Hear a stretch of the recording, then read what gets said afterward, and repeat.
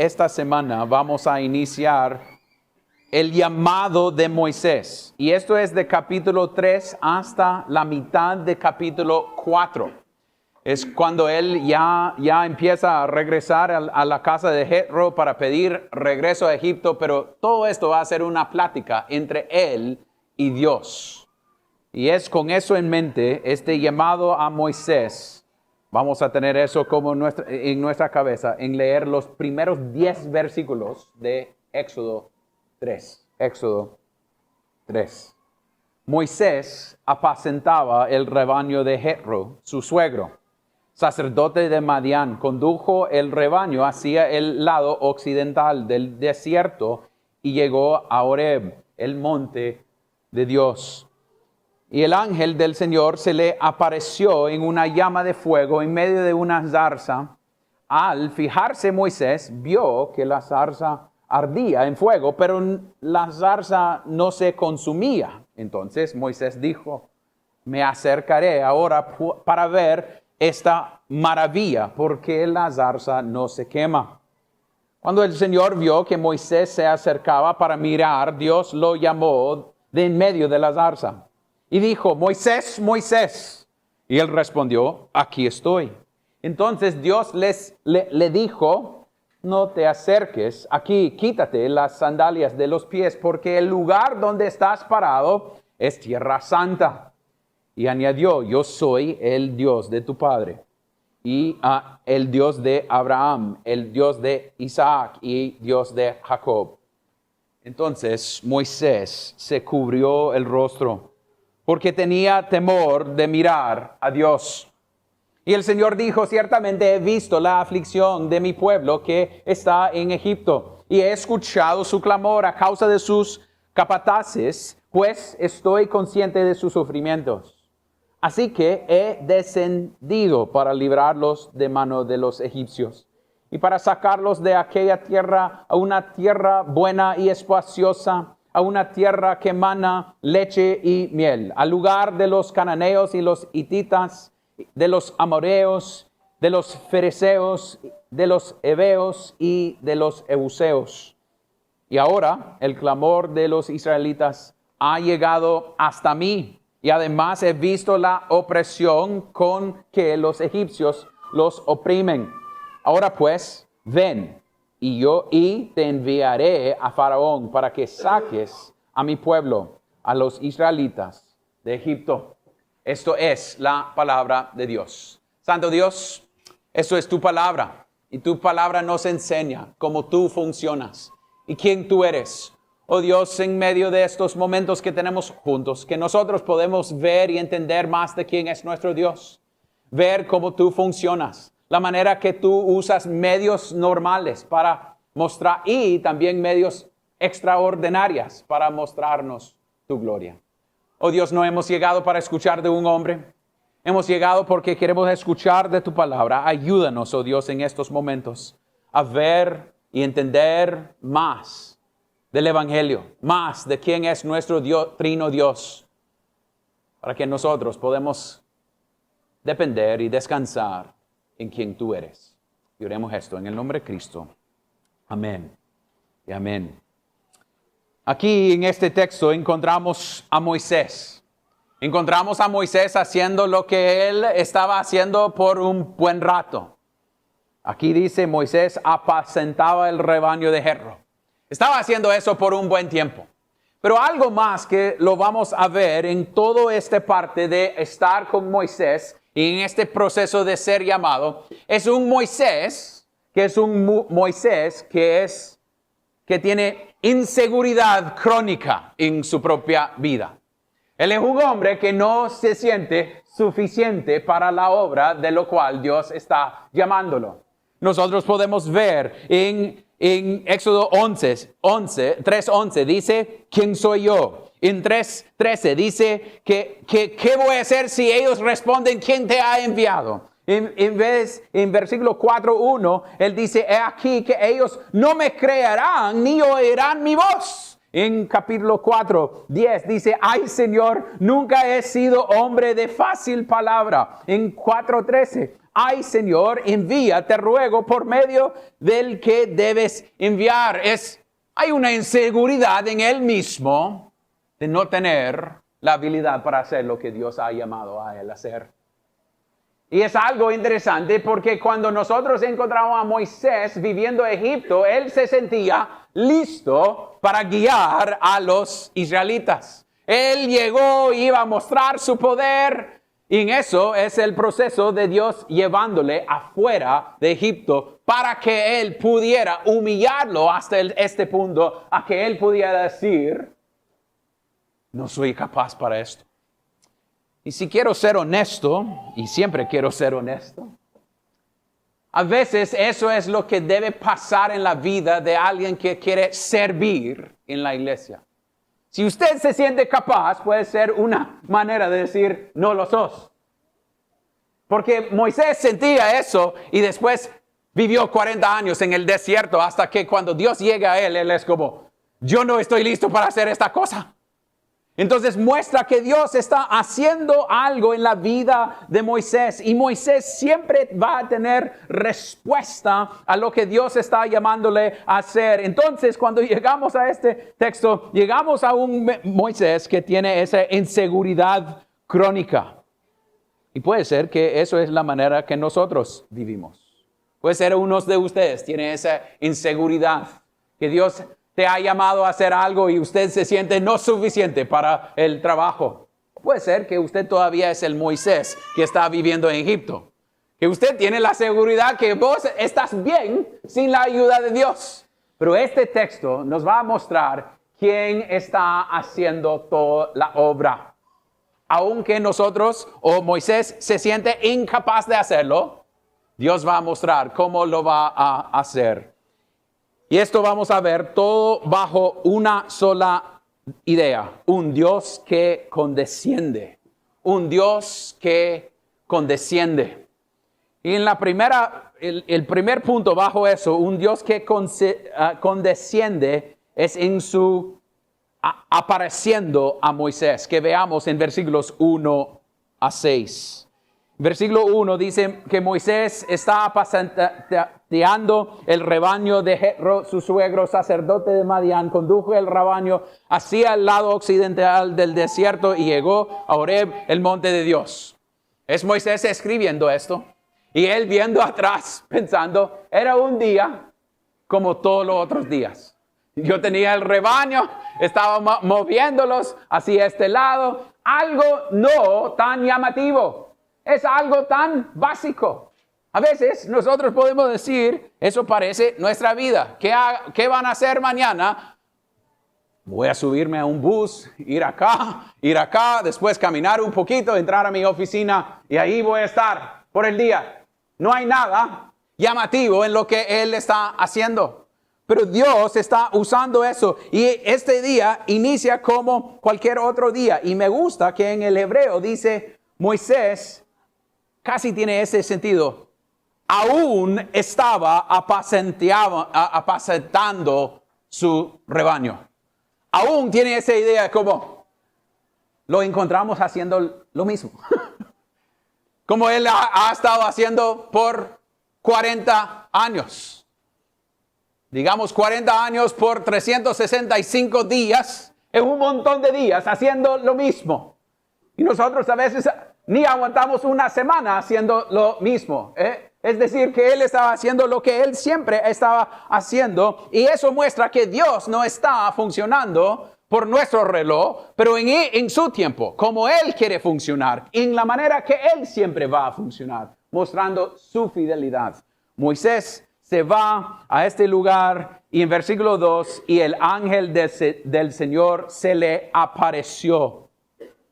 Es decir, que Moisés estaba en su día a día y Dios, el Dios que creó todas las cosas, vino a él. Moisés no estaba buscando en ese momento a una zarza que iba a estar quemado o quemándose, pero ni siendo quemado. Entonces él está haciendo el trabajo del día y Dios entre y Dios aparece a él.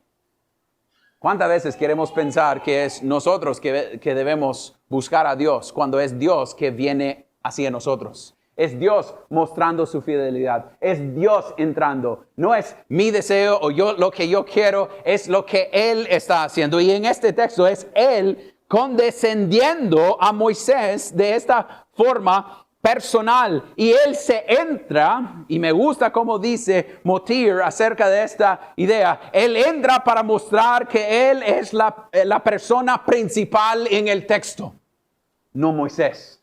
Moisés está en su vida, pero Dios entra y dice, y vamos a ver que él entra para mostrarse fiel.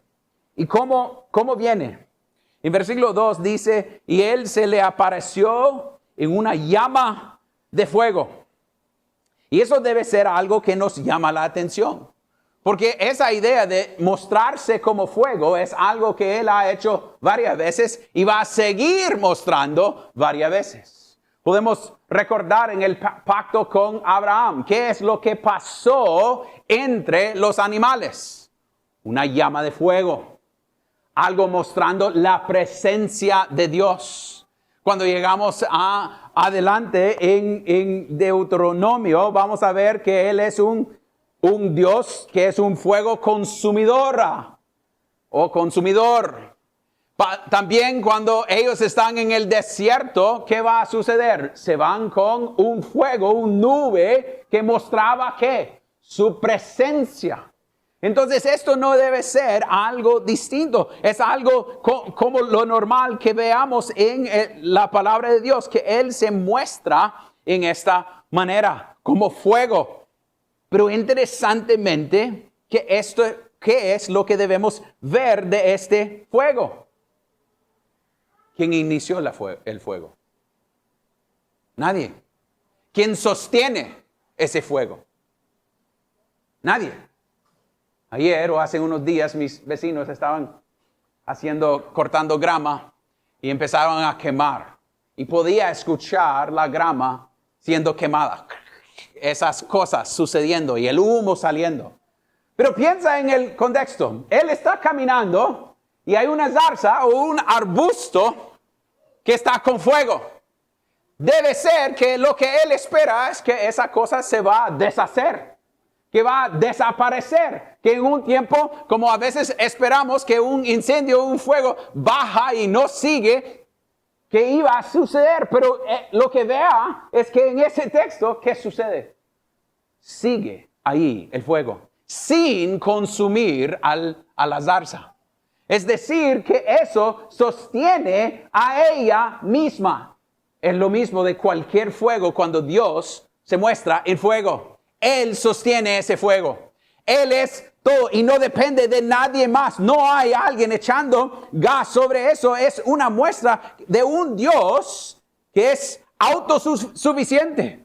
Que es un Dios que sostenga a Él mismo en un sentido. Que no requiere nada más para mostrar su propia gloria.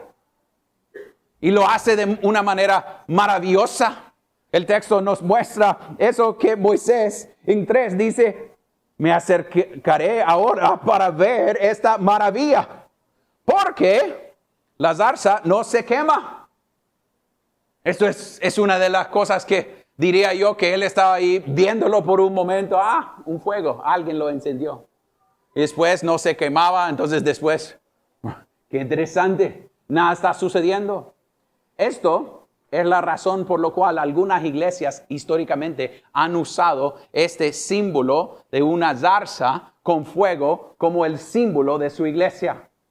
Porque muestra que es Dios que sostiene a la iglesia y a Él mismo. Él no requiere nada más. Este arbusto muestra que Dios es todopoderoso y puede funcionar como Él quiere hacerlo. Y mire, Moisés está sorprendido, maravillándose de lo que está sucediendo. Y obviamente le tiene interés. A veces cosas suceden y nosotros veamos lo que está sucediendo y nosotros tenemos interés, entonces acercamos. Hay una pelea en la calle, hay algo sucediendo, hay un choque y nosotros queremos ver lo que está pasando. Esta zarza está quemándose, entonces la respuesta de Moisés es muy normal. Ok, voy a caminar así a ellos. Yo quiero ver. Y cuando debemos pensar en el contexto, ya una zarza está con fuego. Él quiere ir a ver porque es algo maravilloso. Y cuando él empieza a acercar, versículo 4 dice, cuando el Señor vio que Moisés se acercaba para mirar, Dios lo llamó de medio de la zarza. Moisés, Moisés. En mi mente era como, yo hubiera ido corriendo en ese momento.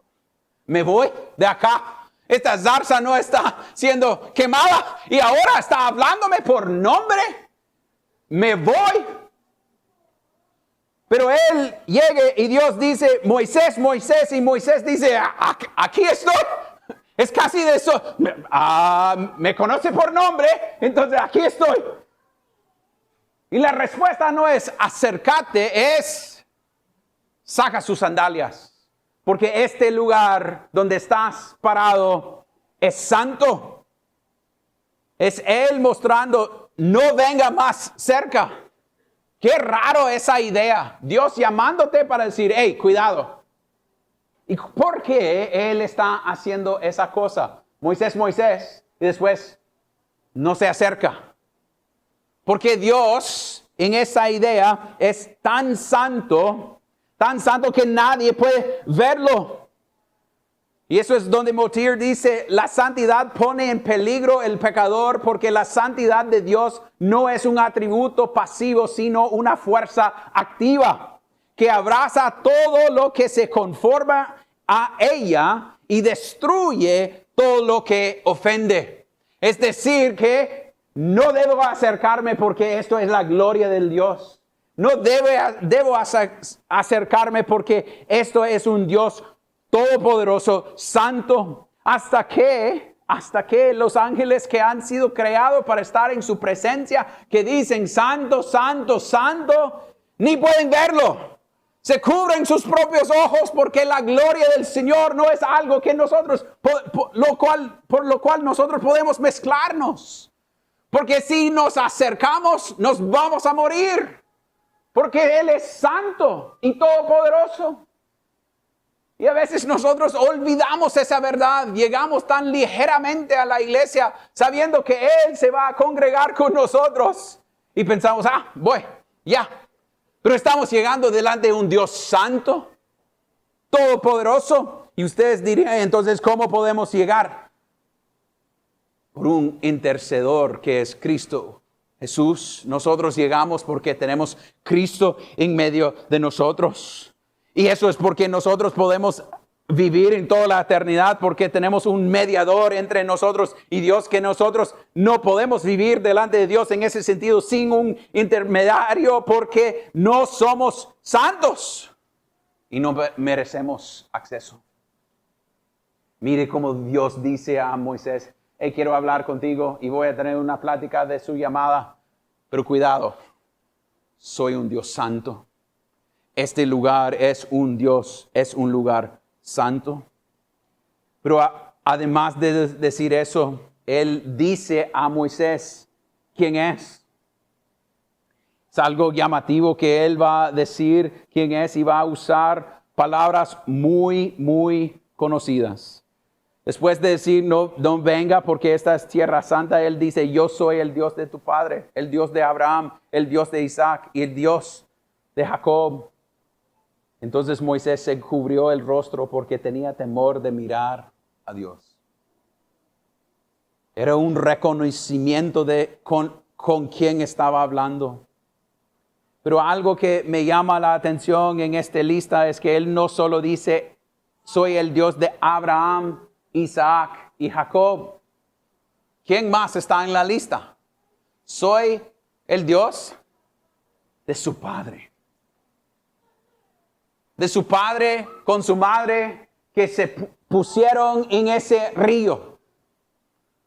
Soy el Dios de su padre que sufrió todos esos años viviendo en Egipto. Soy el Dios de su padre que enseñó en esos primeros 4 o 5 años que estaba en casa las buenas nuevas del Evangelio. Soy el Dios de su papá. Padres, debemos tener eso en nuestras vidas. Que queremos que nuestros niños quieren el Dios de sus papás. Uno de los peligros más peligrosos es que ellos vean a nosotros que somos gente que llega a la iglesia, pero no tenemos el Dios de la Biblia entre la semana en el día a día. Que no vean que Dios es mi Dios. Es decir, ellos vean eso en usted. Que ellos saben que usted sabe que Dios es el Todopoderoso en su vida, que usted depende de Dios, que usted sos otro peregrino como ellos en camino al cielo. Y que ellos pueden decir, el Dios de la Biblia era real para mis padres. Lo crearon, lo dependían de Él. Eso es lo que Él está haciendo. Su papá tenía a Dios como su Dios. O vean hipocresía en nosotros.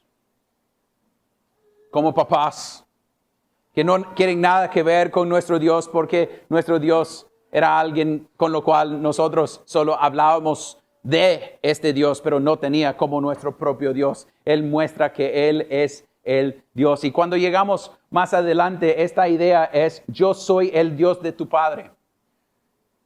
No es yo era el Dios de tu padre. Yo soy el Dios de tu padre. ¿Y qué significa eso? Significa que Él no dejó de ser el Dios. Y por toda la eternidad no va a dejar de ser el Dios. Eso nos muestra que hasta en este texto hay una promesa de la vida eterna. Porque su papá había muerto, Abraham había muerto, Isaac había muerto. Pero Moisés todavía tiene esa promesa que Dios es el Dios de su papá. Eso muestra algo en el texto. No es que Dios deje de ser el Dios de su papá, pero es el Dios y sigue siendo el Dios. Y este es el mismo Dios y eso muestra su fidelidad. Es el mismo Dios de ayer, de hoy y para siempre. Este es el Dios que ha traído a ellos a Egipto. Esto es el Dios que había dicho que va a sacarlos de allá. Esto es el Dios que ha dicho que Él va a ser fiel con ellos. Tras generación, tras generación, tras generación. Es un Dios que no cambia. Y eso me causa pensar. Si eso es la manera que nosotros enseñamos a nuestros niños acerca de nuestro Dios. Si es un Dios que siempre tenemos que llegar delante de Él y que Él es un poco quisquiosco en ese sentido de siempre es como no sabemos cómo va a responder, o es un Dios fiel. Es un Dios que siempre actúa de la manera perfecta. Y es si nosotros mostramos eso a nuestros niños, en la manera que pensamos acerca de nuestro Dios. Cuando nosotros llegamos domingo por domingo, que nosotros sabemos que Él nos va a ser fiel a través de su palabra. Que nosotros llegamos con reverencia hacia Él, sabiendo que Él es entre nosotros. Que nosotros queremos que enseñamos de generación a generación a generación. Que nuestros tataranietos pueden decir, fíjense que yo sigo a Cristo porque Él me ha llamado a seguir a Él, pero mi papá es creyente. Y mi abuelo es creyente. Y mi bisabuelo es creyente. Y mi tatarabuelo es creyente. Y mi tatarabuelo es creyente. Y veamos cómo ellos aprendieron de este Dios. Y es algo siendo pasado de generación hasta generación. ¿Y cómo lo hacemos, familia? En cómo vivimos semanalmente. Cómo vivimos en nuestra asistencia a la iglesia. Cómo vivimos con nuestro tiempo en la casa. como nosotros aplicamos la palabra de Dios a nuestras vidas. Como nosotros mostramos gracia a nuestros niños en nuestros matrimonios. Como nosotros mostramos esa gracia en vivir en vista de lo que Dios ha hecho. Que es un Dios que nunca cambia. ¿Y usted hoy creería eso? De manera que se muestra en su vida. ¿O es algo que usted siempre, en un sentido, cuando se queja, cuando está descontento, cuando está frustrado, muestra que casi es un Dios que no quiere su felicidad? Un Dios que se quiere tratarte mal o siempre busca lo peor para ti. ¿O es un Dios que nunca cambia? Eso es la primera cosa que veamos bajo esta idea de un Dios que condesciende. En cómo Él apareció a Moisés en medio de la nada. Pero también vamos a ver un Dios que condesciende para salvar. Para salvar. Y veamos eso en versículos 7 hasta 10. Dice: el Señor dijo, y veamos varias cosas. Él sepa lo que está pasando. Versículo 7. Ciertamente he visto la aflicción de mi pueblo que está en Egipto y he escuchado. Entonces veamos que Él vea y Él ha escuchado todo lo que ellos están pasando. Él muestra todo lo que están sufriendo y lo toma en cuenta. Y después Él llama a Moisés para darle una misión para hacer algo. En versículo 10. Él condesciende para salvar a ellos a través de Moisés en versículo 10. Ahora pues, ven y te enviaré a Faraón para que saques a mi pueblo, a los israelitas de Egipto. Él da una misión a él. Hey, yo no solo estoy aquí para decirle, hola, soy el Dios de su papá, esto es todo. No, él llegue y dice, para que usted regrese a Egipto. Para que usted se va allá para sacar mi pueblo de ese lugar. Yo, ¿quién está enviándole? Él, Dios, enviando a Moisés, a Faraón, para que saques a mi pueblo. Es muy parecido a la manera que Él llama a los discípulos. Ellos están pescando y Él llegue, vénganse. Ellos tienen otra cosa que están haciendo. Él está trabajando con ovejas. Ellos estaban pescando. Pero Él llama por otra razón, para usarlos para su gloria. O cuando Él llegue a Pablo y hace lo mismo. Cuando Él llegue a pastores y misioneros. Cuando Él llegue a padres a veces para llamarles en el trabajo que Él ha dado a ellos para ser padres. Él lo llama a estas cosas. O en nuestros trabajos. Es interesante que nosotros podemos decir, yo no he sido llamado como Moisés. De esta manera de salvar a Israel. Sí, pero si sos creyente, has sido llamado por Cristo para evangelizar, para vivir de cierta manera, para hablar de las buenas nuevas de Cristo. Tú, siendo mamá, siendo papá, siendo empleado, tienes un llamado en el sentido que Dios te ha llamado a vivir de cierta manera en todo rincón donde tú tienes que vivir. En su casa, con sus niños, con su esposa. Entonces, debemos preguntar esa misma idea. Pero no me siento suficiente para esos llamados. Para ser mamá, para ser papá, para ser esposo, para ser esposa. Porque no lo puedes hacer sin Cristo. Eso es la idea central en el texto.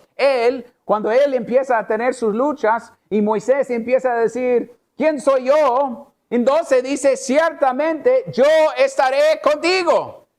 La habilidad de cumplir el llamado no está basado en el hombre, está basado en quién es Cristo o Dios.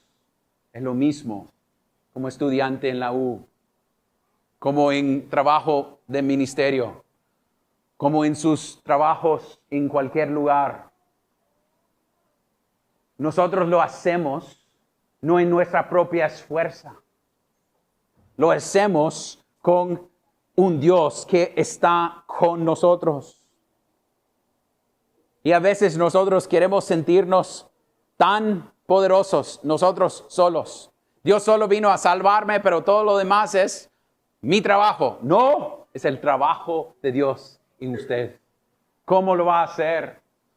¿Cómo va a ser un buen papá si no has tenido ni un papá, ni un abuelo, ni un tatarabuelo que ha sido bueno en ese sentido? ¿A través de Dios? ¿A través de Dios? O puede ser que tiene malos ejemplos en su vida. ¿Cómo puede ser si soy un niño que mis padres no conocen a Cristo? Con Cristo y con Dios, como Él sosteniendo. Eso es como Moisés hace estas cosas. Él está con Él en el proceso y Él lo llama para mostrar lo que Él está haciendo. Pero una de las cosas más claves en este texto es que Dios desciende. Versículo 8 dice, cuando Él dice su aflicción, versículo 8 dice, así que he descendido para librarlos. ¿Quién está haciendo el trabajo? Dios. ¿Quién está descendiendo para que Moisés puede tener esta plática con Él? Dios. ¿Cómo va a sacar los israelitas? Es a través de Dios. Eso es porque me encanta el libro de Sinclair Ferguson cuando él nombró su libro navideño acerca del nacimiento de Cristo. El amor descendió. Porque cuando Cristo toma forma de siervo, es Dios descendiendo para salvarnos. Es Él mostrando su fidelidad, desciendo hacia nosotros. A veces tenemos tan alta visión de nosotros mismos que nos sentimos que todos deben ascender para llegar a nosotros. Y si somos lo más poderoso que ha vivido en el mundo, más conocido, reconocido, Dios todavía tiene que descender a nosotros. Porque Él es santo y todopoderoso. Él tenía que tomar forma de siervo y eso es Él mostrando algo bíblico aquí en este texto. ¿Cómo sabremos que Él descendió? Aquí está. Aquí está. Él tomó forma de siervo y murió. Cada vez que celebramos la cena del Señor es una muestra de su descendencia. Él mostrando, yo siendo creador del mundo, por quien, a través de quien ha sido todas las cosas creadas, tomó forma de siervo, descendió de la gloria para mostrarles lo que yo iba a hacer para salvarles. Que Él va a ser fiel. Cuando nosotros tomamos la cena del Señor, es otra manera de predicar esa verdad. Para que yo pudiera ser aceptado, tenía que tener un Dios que desciende para pagar por mí. Y que es un Dios, y eso es lo que me llama la atención. Desciende acá. Y cuando llegamos al Nuevo Testamento, desciende allá. No ha cambiado, no hay un Dios diferente en el Antiguo y Nuevo Testamento. Es el mismo Dios, actuando de la misma manera, para nuestro bien. Los egipcios están bajo servidumbre los israelitas están bajo servidumbre en Egipto. Nosotros estábamos muertos en nuestros delitos y pecados. Y aunque siendo así, Él descendió y recibió sobre Él todo lo que nosotros merecíamos. Para que nosotros pudiéramos tener la habilidad de llegar delante de nuestro Padre y llamarle Padre y ser aceptado por quien es Él. El único perfecto que vivió Moisés es sombra de lo que Dios va a hacer. Es Cristo que vino. Y eso es algo bueno. Que es un Dios que no cambia, pero también es un Dios que cambia personas. Porque Moisés se fue ahí al desierto, a Jetro, muy distinto. Y Dios lo cambió en esos 40 años. Y si somos creyentes, Él ha hecho lo mismo en nosotros, a través del Espíritu Santo en nosotros. Nos ha cambiado. Pero si tú eres incrédulo, un no creyente, esto no es tu verdad. Esto significa que este santo Dios va a traer ese juicio, justicia santa contra ti. Y la única esperanza es Cristo. Niños del pacto, si no confiesen su necesidad de Cristo, el agua de bautismo se va a cambiar a agua de juicio sobre ti. Pero si sos creyente, si has dicho en un sentido, Dios, no hay forma de salvar a mí mismo, y has corrido a la cruz, Dios es suficiente y ha descendido para mostrarte esa verdad. Que descanse en esa verdad. Padre Celestial, gracias por esta palabra. Gracias que a veces nosotros llegamos con nuestras razones o excusas de cosas que tú nos has llamado a hacer y luchamos para hacerlo. Pero a Dios, ayúdanos en esta semana y en la próxima semana a entender que es tú que termina, inicia y va a hacer el trabajo. Entonces, cáusanos depender de ti, que tú eres el carácter principal o personaje principal en toda la historia del mundo, no nosotros. Pero gracias, oh Dios, que nos escucha y nos da esperanza en Cristo Jesús. Gracias por descender a pecadores como nosotros y darnos esperanza en Cristo. Y oremos esto en el nombre de Cristo. Amén y amén.